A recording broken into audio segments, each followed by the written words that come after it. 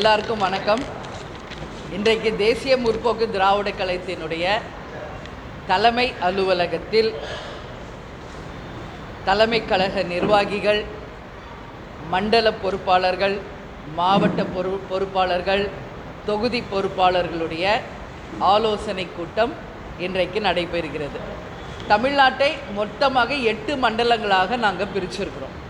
அதில் முதல் மண்டலமாக இன்றைக்கு தென் மாவட்டத்தில் 29 தொகுதிக்குட்பட்ட மண்டல மாநாடு தான் மண்டலத்துக்கான ஆலோசனை கூட்டம் இன்றைக்கி தொடங்கியிருக்கோம். மதியானம் 3 மணிலேருந்து 6 மணி வரைக்கும் இன்னொரு மண்டலம். அது மாதிரி தான் நாளை காலையும் 2 மண்டலம், அதுக்கு பிறகு திங்கட்கிழமை 2 மண்டலம், செவ்வாய்க்கிழமை 2 மண்டலம் என்று ஆக மொத்தம் 8 மண்டலங்களுக்கும் தேர்தலுக்கான ஆயத்த பணிகளை தேசிய முற்போக்கு திராவிட கழகத்தின் சார்பாக நாங்கள் தொடங்கி இருக்கிறோம். இந்த ஆலோசனை கூட்டத்தில் எங்கள் நிர்வாகிகளிடம் எல்லாரிடமும் எப்படி தொகுதி பொறுப்பாளர்கள், மாவட்ட பொறுப்பாளர்கள், மண்டல பொறுப்பாளர்கள் அவர்களுடைய வேலை என்ன, கடமை என்ன, அதை எப்படி செயல்படுத்த வேண்டும், எப்படி ஒவ்வொரு இடத்துலையும் பூத் கமிட்டிகளை அமைக்கணும், நம்ம நிர்வாகிகளை எப்படியெல்லாம் கழகத்தில் சிறப்பாக பணியாற்ற ஆயத்தப்படுத்த வேண்டும் என்கின்ற ஆலோசனை கூட்டம் இங்கே நடைபெற்று கொண்டிருக்கிறது. இதற்கு பிறகு 234 தொகுதிகளிலும் எல்லா பணிகளும் முடிந்த பிறகு அந்தந்த மண்டலங்களில் ஒரு மீட்டிங் இருக்கும். அந்தந்த மண்டலத்தில் அந்தந்த தொகுதிகளுக்கு உட்பட்டு ஒரு ஆலோசனை கூட்டம். அதற்கு பிறகு தமிழ்நாடு முழுக்க நானும் விஜய பிரபாகர் அவர்களும் சுற்றுப்பிரயாணம் செய்ய இருக்கிறோம். அப்பொழுது எந்தெந்த தொகுதிக்கு யார் யார் செல்ல போகிறோம் என்பதை தலைமை கழக நிர்வாகிகள் இதே மாதிரி தான் இதே செட்டப்பில் தான் போகிறோம்.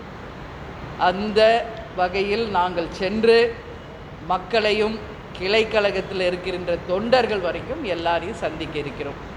அதற்கு பிறகு ஜனவரி 9 கடலூர் மாநாடு. அதற்கு பிறகு தேர்தல் பணிகள் ரொம்ப ஃபாஸ்ட்டாக நடக்கும். இப்போ இந்த ஆலோசனை கூட்டம் நாங்கள் 10 மணின்னு தான் சொன்னோம். ஆனால் 8:30 மணிக்கே எங்களை விட சுறுசுறுப்பாக இருக்கின்ற பத்திரிகையாளர்களுக்கு பாராட்டுகளை தெரிவிச்சுக்கிறோம்.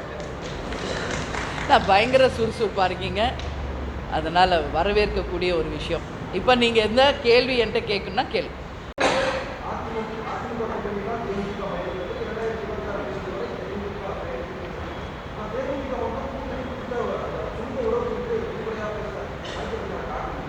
இல்லை, இப்போ அவங்க நிலைப்பாடு அவங்க சொல்லியிருக்காங்கப்பா. தேசிய முற்போக்கு திராவிட கழகத்தினுடைய நிலைப்பாடு நாங்கள் கொஞ்சம் டைம் எடுத்து சொல்கிறோங்கிறோம். வேறு ஒன்றும் இல்லை டிஃப்ரென்ஸு. எல்லாமே இன்றைக்கே இந்த நிமிஷமே சொல்லணும்னு ஒன்றும் இல்லையே.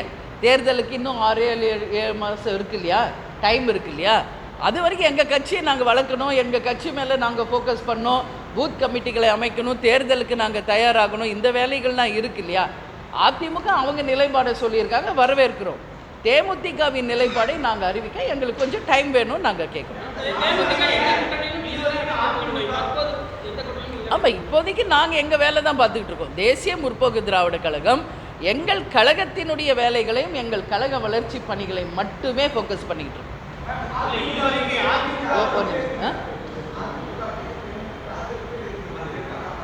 உங்கள் யூகங்களுக்கு நான் எப்படி பதில் சொல்ல முடியும்? நாங்கள் எங்கேயாவது யூஸ் பண்ணோமா?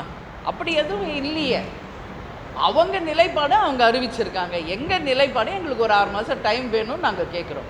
அது வரைக்கும் எங்கள் கட்சி வளர்ச்சிக்கு எங்கள் கழகத்தினுடைய எல்லா இடத்துலையும் எங்களுடைய நிர்வாகிகளை கலந்தாலோசித்து அந்த வளர்ச்சி பணிகளுக்கு நாங்கள் ஃபோக்கஸ் பண்ணுறோம். வரும்பொழுது என்ன சொல்லியிருக்காரு, கூட்டணி ஆட்சி அமையும்னு சொல்லியிருக்காரு. தேமுதிக இடம்பெறக்கூடிய அந்த கூட்டணி கட்சிகள் ஆட்சி அமைந்தால் கூட்டணி ஆட்சி தான் அமையுமா? அதற்கு நீங்கள் டிமாண்ட் வைப்பீங்களா? இது 2 நாளைக்கு முன்னாடியே நான் சொல்லிட்டேன் கரூர்லேயே. அப்படி கூட்டணி ஆட்சி அமைந்தால் வரவேற்கக்கூடிய ஒரு விஷயம்தான், தப்பு ஒன்றும் கிடையாது. இன்றைக்கி எல்லா மாநிலங்கள்லேயும் கூட்டணி ஆட்சி நடக்குது, தப்பு ஒன்றும் கிடையாது. அப்படி ஒரு சூழ்நிலை வந்தால், கூட்டணி ஆட்சி வந்தால் நல்லது தானே. எல்லா அதிகாரம் ஒரே மையத்துக்கு போகிறதுக்கு பதில் பகிர்ந்து அளிக்கப்படும் பொழுது மக்களுக்கும் நாட்டுக்கும் நல்ல விஷயங்கள் நிறைய நடக்கும். அப்படி ஒரு சூழ்நிலை வந்தால் வரவேற்கத்தக்க ஒரு விஷயம்.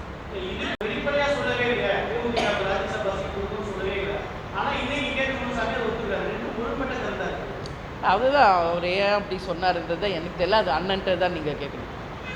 இது அவர் தான் எழுதி கையெழுத்து போட்டு கொடுத்தாரு. நீங்கள் அதே திருப்பி திருப்பி கேட்கறதுனால மேபி நாங்கள் காமிக்க வேண்டி வருமோன்னு கூட நான் யோசிக்கிறேன். நாங்கள் ஏன் இது வரைக்கும் அதை காமிக்கலைன்னா, நாகரிகம் கருதி, அரசியல் மாண்பு மரியாதையை கருதி இன்றைக்கி வரைக்கும் நாங்கள் அந்த ஷீட்டை உங்கள்கிட்ட காமிக்கல. ஏன்னா நாங்கள் மிகப்பெரிய அளவில் அரசியலில் நாகரிகத்தையும் கடைப்பிடிக்கணும். ஏன்னா எங்கள் கேப்டன் எங்களை அப்படி தான் வழி நடத்தி கொண்டு வந்திருக்கார். அவர் வழி தான் எங்கள் வழி. அதனால் அவங்க தேர்தல் போதே நாங்கள் அங்கே அதிமுக ஆஃபீஸ்லேயே நான் கேட்டேன், அண்ணா இன்றைக்கே இதை போய் காமிச்சிடலாம், அறிவிச்சிடுவோன்னு. அப்போ அவர் சொன்னார், இன்றைக்கி வேண்டாம், தேர்தல் நடந்து கொண்டிருக்கு, தேர்தல் முடியட்டுமா அதுக்கப்புறம் சொல்லலாம் அப்படின்னு அவர் சொன்னார். இங்கே தலைமை கழகத்திற்கு அண்ணன் எடப்பாடியார் வந்தப்போ கூட நான் என்ன சொன்னேன், நிச்சயதார்த்தம் முடிஞ்சிருச்சு, தேதி தான் அறிவிக்கிறோன்னு ஏன் சொல்கிறேன், ஏன்னா அவங்க கொடுத்தாங்க, அதுதான் நான் சொன்னேன். பட்டு கொஞ்சம் வெயிட் பண்ணுங்கம்மா, இப்போ வேணான்னு அவர் சொன்னதுனால அன்றைக்கி நாங்கள் அறிவிக்கலை. அப்புறம் அவரே நாங்கள் எப்போ சொன்னோம், யார்கிட்ட சொன்னோம், யாரோ சொல்கிறதுக்கு நாங்கள் எப்படி பொறுப்பாகும் அப்படின்றது தான் கடைக்கோடி தொண்டர் வரைக்கும் அனைவருக்குமே ஒரு மிகப்பெரிய ஒரு அதிர்ச்சியை ஏற்படுத்துச்சு. அது உண்மை, அது இல்லைன்னுலாம் அவங்க மறுக்க முடியாது. அது அப்புறமா கேட்கும்போது அவங்க மினிஸ்டர்ஸ் எல்லாம் உடனே எல்லோரும் லைனில் வந்துட்டாங்க. அடுத்த நிமிஷம் வந்துட்டு அவர் ஏதோ டென்ஷனில் இருந்தார், ப்ரெஸ் மீட்டில் ஏதோ சொல்லிட்டாரு, அதை நீங்கள் மனசில் வச்சுக்க வேணாம் அப்படின்னு இம்மிடியேட்டாக அவங்க அதுக்கான விளக்கத்தையும் சொல்லிட்டாங்க. அதுக்கப்புறம் நாங்கள் அதை பற்றி பெருசு பண்ணலை. அதனால தான் நான் சொல்கிறேன், இப்போ அவங்களாகவே 2026 தரப்படும் அவங்களா தான் சொல்லியிருக்காங்க. அதுதான் நான் சொல்கிறேன், பொறுத்திருந்து பார்ப்போம். நான் சொல்கிறதுக்கு காரணம் அதுதான்.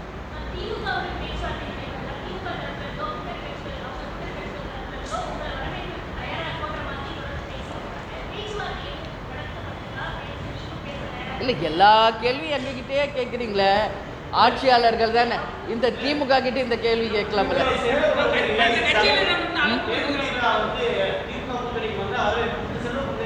ஆமாம்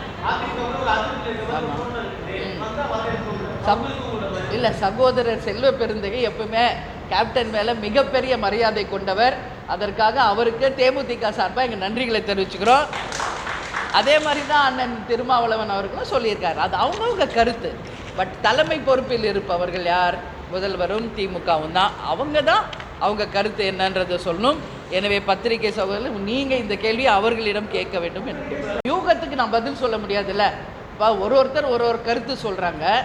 அவர் செல்வ பெருந்தகை அவர் கருத்தை சொல்லியிருக்காரு. இது அவங்க சொல்லி தான் அவங்க சொன்னாங்களான்றதுக்கு நான் எப்படி பதில் சொல்ல முடியும்?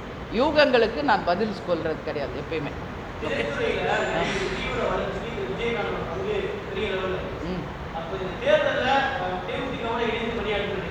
யார் அதுதான் நான் ஒவ்வொரு ப்ரெஸ் மீட்லேயும் சொல்கிறது தான். நீங்கள் கேட்குற கேள்வியே தான் கேட்டுக்கிட்டு இருக்கீங்க. விஜய் எங்கள் வீட்டு பையன். இப்போ நேரத்தில் நான் சொல்கிறது, சாலி கிராமத்தில் நம்ம பக்கத்து வீடு அவங்க வீடு தான். பிறந்து வளர்ந்ததுலேருந்து கேப்டனுடைய சிறு வயது வேடங்களிலிருந்து டைரக்டர் எஸ்ஏசி கூட மட்டும் 17 படம் கேப்டன் பண்ணியிருக்காரு. அதனால் இன்றைக்கி வேணால் விஜய் அரசியலுக்கு வரலாம். எங்களை பொறுத்த வரைக்கும் நடிகராக இருக்கிறதுக்கு முன்னாடி சின்ன வயசுலேருந்து அவர் எங்கள் வீட்டு பையன், சரிங்களா? இன்றைக்கி வேணால் அவர் அரசியல் கட்சி ஆரம்பிச்சிருக்கலாம். அதனால தான் இதை நான் தெளிவாக சொல்கிறேன். நாங்கள் 20 வருஷம் ஆகிட்டோம். அதனால் இந்த கேள்வியை இப்பொழுது கட்சி ஆரம்பிச்சிருக்க விஜய் கிட்ட தான் நீங்கள் கேட்கணுன்றதை நான் சொல்கிறேன். அது மறுபடியும் அதே கேள்வி தான் கேட்குறீங்க. விஜய் எங்கள் வீட்டு பையன், அரசியல் நிலைப்பாடு என்ன அப்படிங்கிறது விஜய் கிட்ட நீங்கள் கேளுங்க. விஜய் மீது வேல்முருகன் ஒரு கருத்து வச்சிருந்தார், ஒரு விமர்சனம் வச்சிருந்தார். அந்த கல்வி விருது கொடுக்குறவங்களுக்கு கேப்டன் அவர்களும் பல்வேறு கொடைகளை நல்ல ஏழை எளியவர்களுக்கு செஞ்சுருக்காங்க. இந்த விமர்சனத்தை நீங்கள் இல்லை, விஜய் எல்லார் மேலே இப்படி தோல் மேலே கை போட்டு ஃபோட்டோ எடுக்கிறாரு, அது ஒரு சர்ச்சைன்னு சொல்கிறாங்க.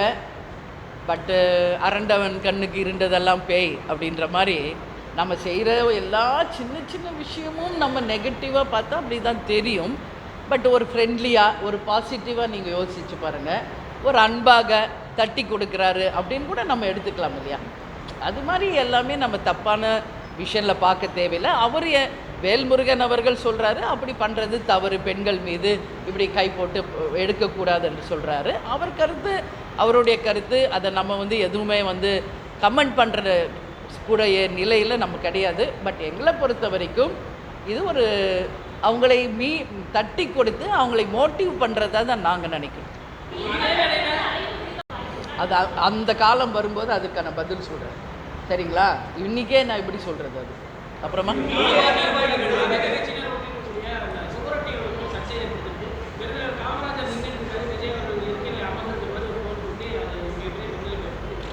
ஏன்பா எங்கள் கட்சியை பற்றியே கேட்க மாட்டேங்கிறீங்க? எப்போ பார்த்தாலும் அடுத்த கட்சி பற்றியே எங்ககிட்ட கேட்டால் நான் இல்லை, அது நான் எப்படி பதில் சொல்ல? இல்லைம்மா, அது நான் எப்படிம்மா சொல்ல முடியும்? இப்போ எங்கள் சுவர் விளம்பரம் எங்காவது தவறாக இருக்குது ஏதாவதுன்னா தேமுதிக பற்றி கேளுங்க, நான் டக்கு டக்குன்னு சொல்கிறேன். அவங்க எழுதின சுவர் விளம்பரத்துக்கெல்லாம் என்கிட்ட பதில் கேட்டேன் எப்படி? சரிங்களா? அது வந்து யார் உரியவங்களோ அவங்கக்கிட்ட தான் இப்போ கேட்கணும் நீங்கள்.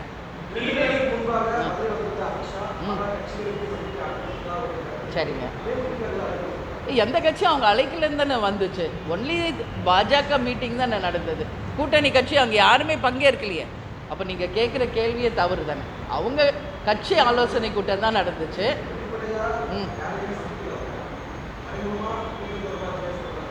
அதுக்கெல்லாம் நாம் வந்து உங்களுடைய கற்பனை, உங்கள் வியூகம், உங்களுக்கு அதுங்களை நான் பதில் சொல்ல முடியாது.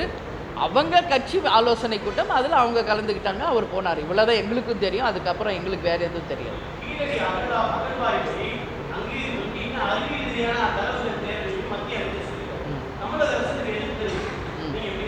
இல்லை, நான் என்ன சொல்கிறேங்க, கீழடி அகழ்வாய்வு கேப்டன் இருந்தபோதே நேரடியாக சென்று நாங்களே பார்த்தவங்க தான். தமிழ் வந்து இன்றைக்கி வந்து தொன்று தொட்டு பாரம்பரியமான ஒரு மொழி, கலாச்சாரம் எல்லாத்தையுமே நம்ம வந்து தமிழ்நாட்டில் கொண்டு வந்தவங்க தான். இதை விட இன்னும் நம்ம சொல்லணும்னா குமரிகாண்டம், அங்கே தான் தமிழே உருவானதுன்றதெல்லாம் இருக்குங்க வரலாறு. அதனால் நம்மளுடைய வரலாறை வந்து போற்றுவோம், பாதுகாப்போம் என்பதுதான் தேமுதிகவின் நிலைப்பாடு. அதற்கு மத்திய மாநில அரசுகள் உறுதியாகிறது, சப்போர்ட் பண்ணணும்னு நான் கேட்டுக்கிறேன். 2026 சட்டமன்ற தேர்தலில் விஜய் பிரபாகரன் வாய்ப்பு வழங்கும். அவர் தான் ஏற்கனவே போட்டி போட்டவர் தானே. யாருக்கு வாய்ப்பு, எந்த தொகுதி, அதான் வாய்ப்பு. இன்றைக்கே நான் பதில் சொல்ல முடியாதுல்ல.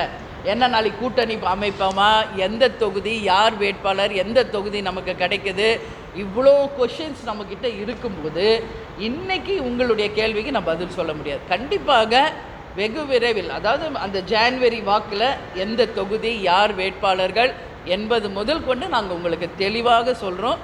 ஏன்னா இன்றைக்கி ஒரு வார்த்தை சொல்லிவிட்டு தவறாக போகக்கூடாது. நிச்சயமாக யார், எந்த தொகுதி, எத்தனை தொகுதி எல்லாமே உங்களுக்கு அறிவிப்போம்.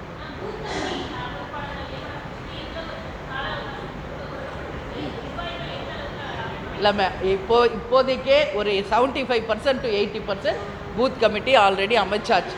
இன்னும் ஒரு சில இடங்களில் தான் பூத் கமிட்டி அமைக்க வேண்டிய பணிகள் இருக்கிறது. அதனால் நாங்கள் வந்து அவங்களுக்கு வந்து ஒரு 1 month டைம் கொடுத்துருக்கோம். 100% பூத் கமிட்டி அமைச்சு ஒட்டுமொத்த கிளைக்கழக நிர்வாகிகள் வரைக்கும் இங்கே இருக்கின்ற மண்டல பொறுப்பாளர், மாவட்ட பொறுப்பாளர், தொகுதி பொறுப்பாளர், மாவட்ட செயலாளர் அனுமதியோடு சென்று சந்தித்து கட்சியை மிக சிறந்த முறையில் வளப்படுத்தணும். இதுதான் அவங்களுக்கு கொடுக்கப்பட்டிருக்கிற இந்த என்ன சொல்கிறது, அவங்க கொடுக்கப்பட்டிருக்கிறோம். நாங்கள் இதை வந்து அவங்க முடிச்சுட்டு 1 monthக்குள்ளே அதை எங்ககிட்ட சப்மிட் பண்ண சொல்லியிருக்குங்க. அதுக்கு அடுத்த கட்டம் நாங்கள் அதுக்கு அடுத்த செயல்களில் நாங்கள் செய்யலை. போட்டியிடுமா தேமுதிக, அதான் உங்கள் கேள்வி. தமிழ்நாட்டில் தனித்து தேர்தல் களத்தில் இறக்க முடியும் என்பதை நிரூபித்தவர் கேப்டன் அவர்கள். அதை முன்னுதாரணமாக கொண்டு இன்றைக்கி சகோதரர் சீமான் அவர்கள் இருக்காங்க. விஜய் அவர் நிலைப்பாடை இனிமேல் தெரிவிக்கணும். அதனால் இனிமேல் நாங்கள் தனித்து போட்டியா, கூட்டணி அமைத்து போட்டியா அப்படிங்கிறத வந்து இன்றைக்கி இப்போவே நான் சொல்ல முடியாது. நிச்சயமாக தனித்து போட்டியா அப்படின்றதற்கான கேள்விக்கு காலம்தான் பதில் சொல்லும்.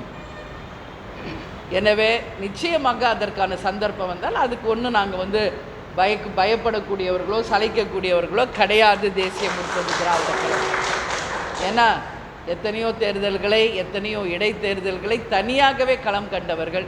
அதனால் நாங்கள் எல்லாத்துக்கும் தான் ரெடியாக இருக்கோம், அதில் மாற்றுக்கிறது கிடையாது. அதனால் அதுக்கான நேரம் காலம் வரணும், அதுக்கான காலம் பதில் சொல்லும் என்பதை மட்டும் இந்த நேரத்தில் தெரிவிச்சு.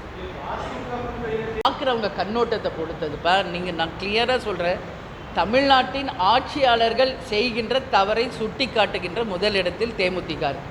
அதுக்காக வந்து காரசாரமாக கோபமாக பேசணும், அதுதான் அரசியல் நாகரிகம் என்பது கிடையாது. அரசியலில் நிறைய விஷயங்கள் இருக்குது. அதனால் ஒருத்தர் திட்டி பேசுறது, ஒருத்தரை கடுமையான வார்த்தைகளில் பேசுவது மட்டுமே அரசியல் கிடையாது. மக்கள் பிரச்சனைக்கு முதலிடம் தர வேண்டும். அதை கண்ணியத்தோடு, மாண்போடு, மரபோடு, நாகரிகத்தோடு செயல்படுத்த தான் எங்கள் கேப்டன் எங்களுக்கு வழி சொல்லியிருக்காரு. அந்த வழியில் தான் நாங்கள் சென்று கொண்டிருக்கிறோம். அதுதான் இப்போ ஆலோசனை கூட்டமே அதுக்கு தான். சரிங்களா? இனி பாருங்கள், கொஞ்சம் கொஞ்சமாக நீங்கள் பாருங்கள் எவ்வளோ இளைஞர்கள், எவ்வளோ பெண்கள், எவ்வளோ உறுப்பினர்கள் தேமுதிக இருக்கிறார்கள் என்பதை உங்களுக்கு புள்ளி விவரத்தோடு நாங்கள் மாநாடுக்கு முன்பே தெரிவிப்போம். சரிங்களாமா? சந்தோஷம். துல்லியமாக தினசரி நடப்பு நிகழ்வுகளையும் கல்வி, விளையாட்டு, அரசியல், வாழ்க்கை முறை, மருத்துவம், தொழில்துறை, சினிமா, பொழுதுபோக்கு போன்ற பல்வேறு நிகழ்ச்சிகளையும் உடனுக்குடன் காண கேப்டன் டிவி மற்றும் கேப்டன் நியூஸ் சமூக வலைத்தள பக்கங்களோடு இணைந்திருங்கள். உங்கள் வணிகத்தை கேப்டன் டிவி மற்றும் கேப்டன் நியூஸில் விளம்பரத்தின் மூலம் மேம்படுத்த விருப்பமா? உடனே கீழே கொடுக்கப்படும் எண்ணிற்கு தொடர்பு கொள்ளுங்கள்.